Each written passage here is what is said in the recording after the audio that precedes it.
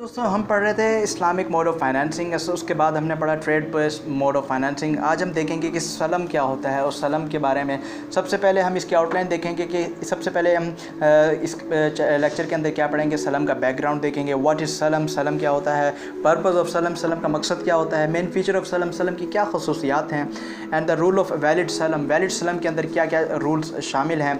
इसके अलावा सलम और मुराबाहा में क्या डिफरेंस है और पैरेलल सलम क्या होता है। चलिए शुरू करते हैं। सबसे पहले देखते हैं कि बेसिक एलिमेंट ऑफ सेल जो हमने पहले डिस्कस कर चुके हैं वो कौन कौन से हैं। सबसे पहले हम देखते हैं कि CSPP जिसे हम कहते हैं consideration, subject matter, price and possession, जो है ये बेसिक एलिमेंट ऑफ सेल हैं।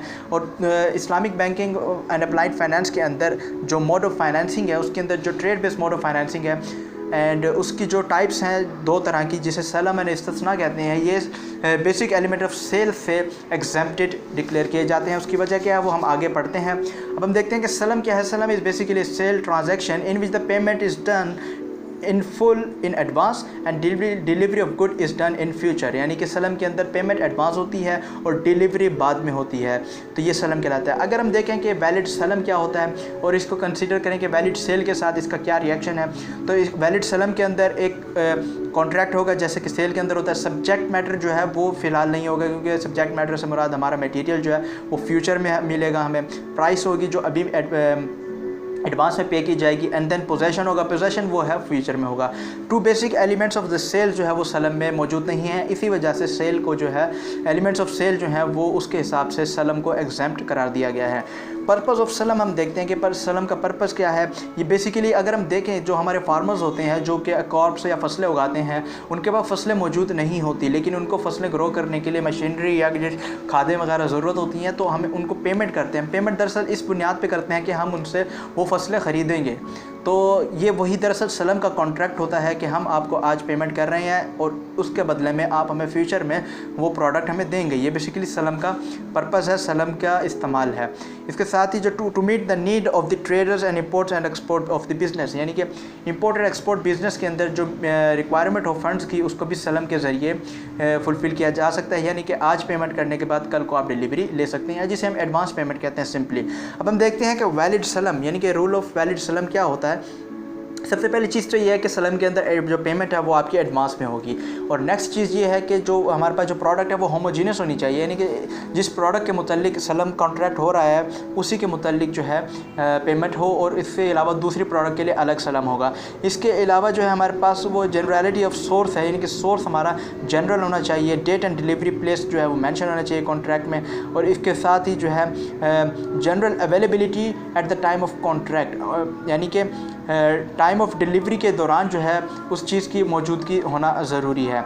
And then can not affect the things must be deliver on spot, यानी कि ये टाइमिंग से रिलेटेड नहीं है, ऑन स्पॉट इनकी डिलीवरी ज़रूरी नहीं है। एंड सलम कॉन्ट्रैक्ट के अंदर जो है आप यूनिलेटरली कैंसिल नहीं कर सकते विदाउट मतलब किसी भी वजह से आप यूनिटरी इसको कैंसिल नहीं कर सकते। इसके कैंसिल करने के लिए दोनों पार्टीज़ का एग्री होना ज़रूरी है।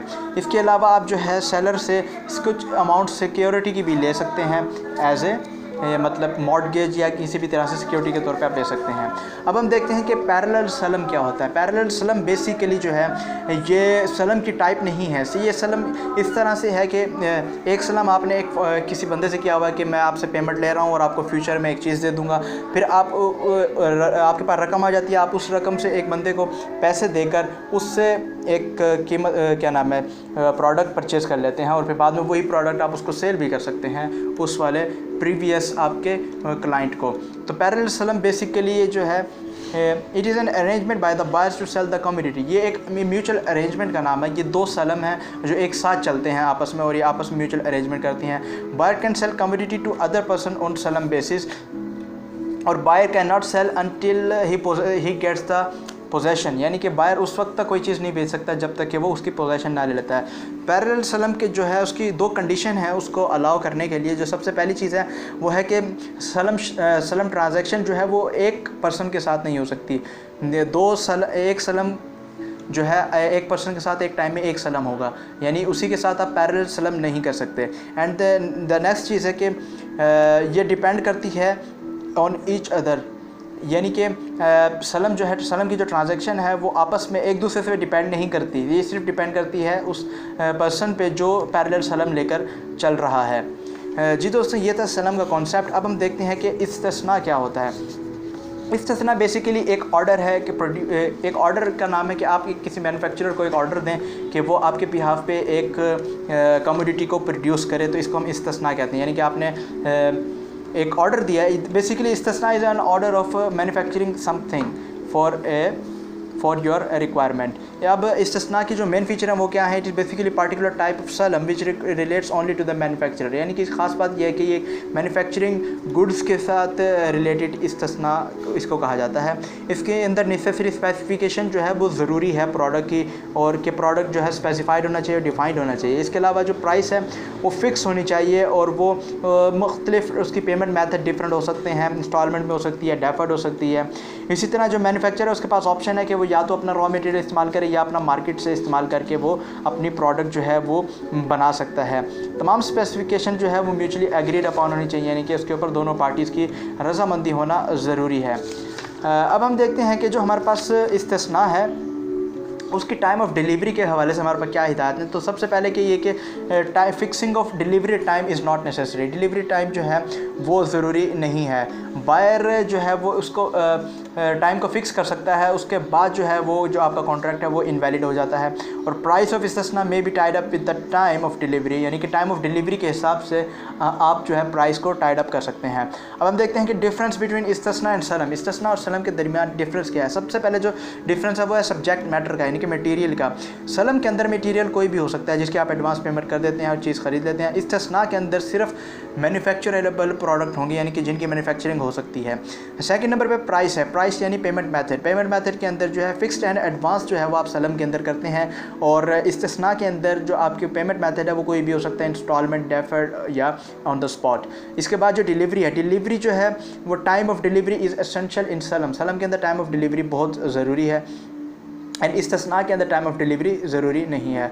कॉन्ट्रैक्ट देखते हैं। कॉन्ट्रैक्ट जो है बेसिकली जो सलम के अंदर है वो यूनिलेटरली कैंसिल नहीं किया जा सकता, कि भाई अगर किसी की रजामंदी नहीं है तो उसे अकेला बंदा उसको कैंसिल नहीं कर सकता। उसके बाद जो हमारे पास नेक्स्ट चीज़ है कि कॉन्ट्रैक्ट इस्तिस्ना की शक्ल में क्या होगा। इस्तिस्ना की शक्ल में कॉन्ट्रैक्ट जो है वो कैंसिल किया जा सकता है बिफोर द मैन्युफैक्चरिंग। अब हम देखते हैं कि पैरेलल इस्तिस्ना की। पैरेलल इस्तिस्ना बेसिकली वही है जैसा कि हमने पैरेलल सलम में किया कि आप एक ही पर्सन के साथ पैरेलल इस्तिस्ना नहीं कर सकते, आप अलग अलग इस पैरेलल इस्तिस्ना करते हुए उन चीज़ों को आगे चल के सेल आउट कर सकते हैं। अब हम देखते हैं कि दोस्तों हमने देखा कि इस्लामिक मोड ऑफ फाइनेंसिंग के अंदर trade based most mode of financing था। ये तमाम उसकी हमने टाइप्स पढ़ी।